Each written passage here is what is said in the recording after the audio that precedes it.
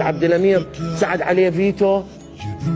هي اقول لكم اياها، سعد عبد الامير عليه فيتو، كاساس اكثر من مصر يريد يسحبه وما يقبلون اتحاد الكره. اكو فيتو على سعد عبد الامير، خل احكيها بعد. اكو فيتو ما ينسحب. ليش سعد ما يقبل بالعوجه، ما يقبل تدخلات خارج الجهاز التدريبي. كابتن منتخب ما يقبل.